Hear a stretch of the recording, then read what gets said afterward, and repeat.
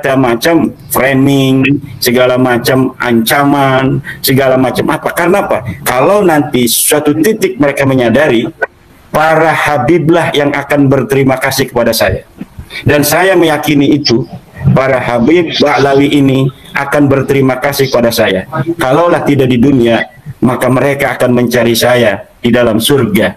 Berterima kasih karena dirimu, anak-anakku kemudian tidak lagi membanggakan nasab. Karena dirimulah kemudian anak-anakku tidak mendapat penghormatan dari masyarakat sehingga mereka mau menuntut ilmu, mereka mau bekerja keras, mereka mau menggapai cita-cita. Sebelum itu jarang sekali ada dari anak-anak mereka yang mau pesantren misalnya. Tapi setelah ini saya yakin-yakinnya bahwa dari mereka, anak-anak mereka itu akan menuntut ilmu seluas-luasnya, akan menggapai cita-cita setinggi-tingginya, akan mencari keberkahan hidup maisha. Akhlak mereka pun saya yakinnya akan lebih baik dari hari ini dan hari-hari kemarin. Maka apapun yang mereka framing yang mereka berikan dari cacian-cacian pada saya terima karena saya yakin mereka akan berterima kasih nanti kepada saya dan semuanya termasuk pada Al-Mukarram wal Mukhtaram Dr. Basari Soleh Basari, Direktur Eksekutif IIS, dan juga kepada Suka TV yang selalu hadir untuk memberi pencerahan. Terima kasih. Sosok Ubaidillah ketika itu pada imam siapa ini, dan karya-karya imam ketika zaman Ubaidillah itu siapa saja karya-karyanya? Ya, Ubaidillah itu hidup menurut Ba'lawi ya, catatan yang belum jelas itu, yaitu dia wafat 383 Hijriah. Nah, wafat 383 Hijriah pada waktu itu betul menurut Dr. Basari bahwa ketika itu kitab-kitab, baik kitab sejarah ilmu pengetahuan lainnya maupun kitab sejarah dan kitab nasab sendiri itu sudah sangat kuat. Itu di abad 4 itu ada kitab misalnya As-Siri Silsilatil Alawiyah, di abad 5 ada Al-Majdi Tahdhibul Ansab, kemudian Muntaqilatul Tafsiyah, ada kitab Tabaqat Fuqaha Yaman, ada kitab di situ di Yaman sendiri itu ada kitab Musallam Al-Lahaji, kemudian abad kelima itu. Kemudian ada kitab Torfatul Ashab, semuanya dibangun dan ditulis di abad-abad di mana dikatakan Ubaid anaknya Alwi, kemudian anaknya lagi Muhammad, kemudian anaknya Alwi, itu diasumsikan oleh Ba'lawi dan ditulis sejarahnya sebagai orang-orang besar. Tapi ketika dikonfirmasi di dalam kitab-kitab yang ada di Yaman, itu tidak ada. Bagaimana orang besar yang dikatakan mujtahid mutlak seperti Ubaidillah Alwi, muhaddis luar biasa katanya dalam Salim bin Jindan, tetapi di dalam kitab-kitab yang ada ditulis pada masa itu di dalam Yaman sendiri itu tidak terkonfirmasi, apalagi di luar Yaman kalau memang diasumsikan mereka ada di Yaman. Tetapi karena memang menurut penelusuran saya, orang-orang ini memang tidak ada, Ubaid ini memang tidak ada, Ahmad bin Isa tidak pernah ke Yaman, itu yang menjadikan bahwa mereka itu tidak disebutkan. Jadi mereka tidak disebutkan karena memang orangnya tidak ada di Yaman.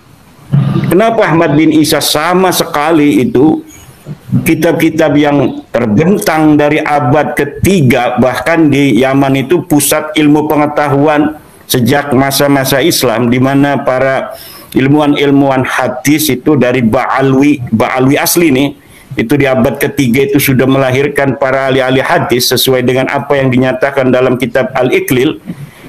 Kemudian pada abad-abad selanjutnya para sahabat juga banyak yang hadir di Yaman mengajarkan Islam, bahkan pula Ibnu Hajar juga pernah ke Yaman dulu itu. Tetapi nama-nama Ba'lawi ini tidak ada leluhurnya. Leluhur Ba'lawi sebelum abad ke Hijriah itu tidak ada sama sekali. Kenapa tidak ada? Karena memang mereka tidak ada di Yaman. Mereka tidak ada di Yaman, maka oleh karena itulah mereka tidak disebutkan. Dari mana mereka? Ya kita belum menelusuri secara secara detail. Ini asli ya, asli para habaib itu luhurnya dari mana mereka. Kita baru berasumsi mereka dari India. Kalau menurut saya, ini luhur asli para habaib ini, saya asumsikan masih dalam tahap asumsi ini dari India, pindah ke Mirbat, kemudian pindah ke Tarim. Ya. Kalau Ahmad bin Isa yang asli, itu dia ada di Madinah, kemudian keturunannya, cucunya, itu pindah ke Qum di Iran, pindah ke Asfihan, pindah ke Samira, pindah ke Basrah, pindah ke Baghdad. Tidak ada yang pindah ke Yaman sama sekali. Keluarga-keluarga Rasulullah Muhammad sallallahu alaihi wasallam yang terdeteksi pindah ke Yaman itu adalah dari keluarga Ar-Rassi, dari keluarga keturunan Imam Al-Hadi dan lain sebagainya. Tidak ada dari keturunan Ali Al-Uraidi yang pindah ke Yaman. Tidak ada itu. Ali Al-Uraidi itu seorang Syiah Imamiyah. Ditulis di dalam kitab-kitab sejarah, dalam kitab-kitab nasab seorang Syiah Imamiyah. Sedangkan di Yaman itu Syiahnya Syiah Zaidiyah. Masa iya seorang Syiah Imamiyah kemudian dia pindah ke Son'a misalnya, yang Syiah Zaidiyah, dapatkan sesuatu yang secara politik menguntungkan. Walaupun memang bisa juga diterima karena masih Syiah. Tapi yang aneh itu dia pindahnya ke Hadramaut. Yang di sana adalah suku Ibadiyah Khawarij yang sangat membenci keluarga Nabi Muhammad SAW. Ini bunuh diri nih kalau keturunan Nabi pada waktu itu pindah ke Hadramaut, pindah ke Tarim yang dikuasai pada waktu itu 317 itu oleh orang-orang Khawarij, oleh orang-orang Ibadiyah. Ini adalah sungguh sangat di luar nurul secara logika antropologis itu ya. Ini secara antropologi. Kemudian begini lagi Kang Mas, secara ilmu antropologi, secara ilmu sejarah, perpindahan ideologi sebuah keluarga dari ayah ke anak itu pasti ada hal yang sangat luar biasa.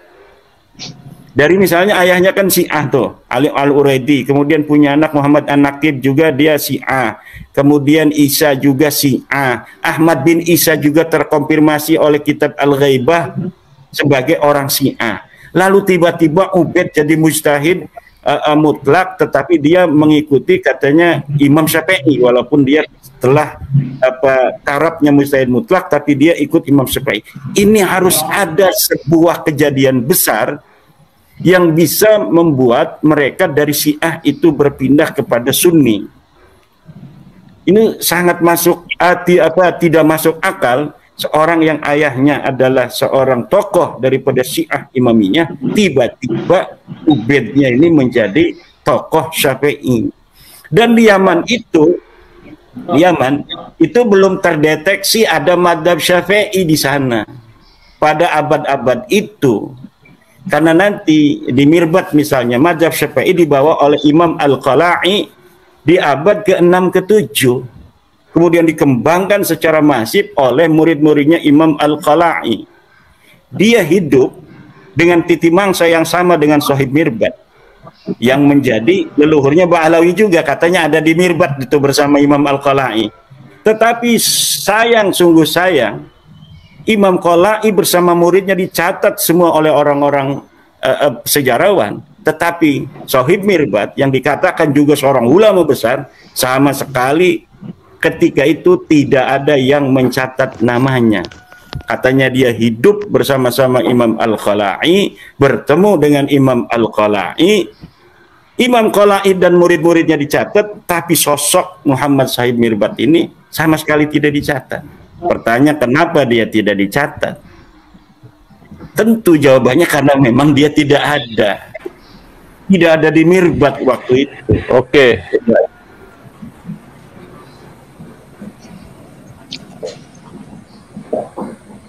Lanjut, Kiai.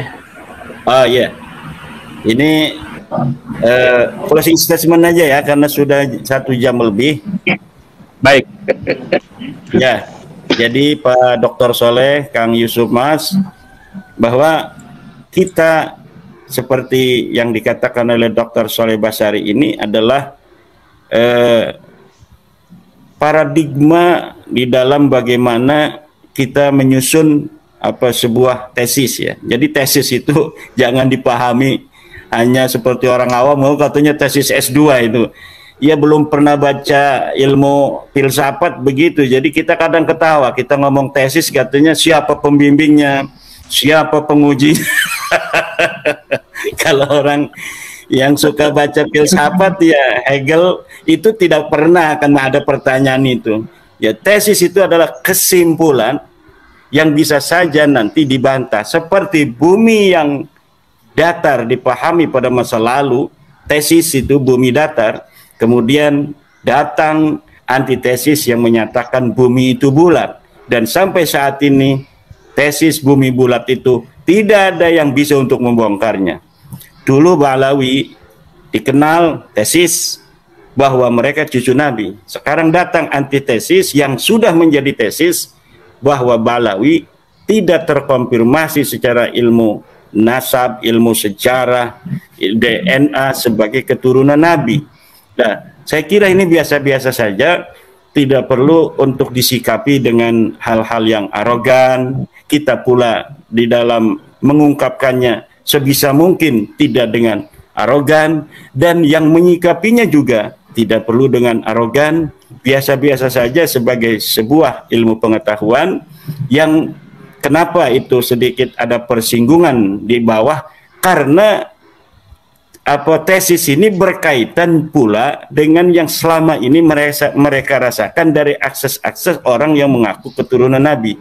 Sebenarnya kalau akses itu tidak ada, ini tidak akan ada sama sekali nggak bakal ada gejolak. Tapi karena dari dulu ada ekses dari pengakuan nasab itu yang berkaitan dari sisi-sisi itu teologis, sosiologis. Nah, kemudian ada kesadaran dari sebagian orang, kemudian ada emosi setelah sadar, oh ternyata selama ini gitu kan ada seperti itu. Kemudian dari yang merasa dirugikan, masa iya selama ini kita biasa-biasa saja diterima orang sebagai cucu Nabi, kok tiba-tiba dimentahkan oleh orang yang hasut, iri dan dengki, ya kan, yang tidak mencintai cucu Nabi segala macam. Sebenarnya itu wajar-wajar saja. Jadi makanya saya sering mengatakan kepada Laskar Sabilillah di grup-grup kita, jangan kita terpancing, jangan kita seperti mereka gampang marah. Kita harus menyadari bahwa mereka selama ini yang diyakini oleh mereka adalah cucu Nabi.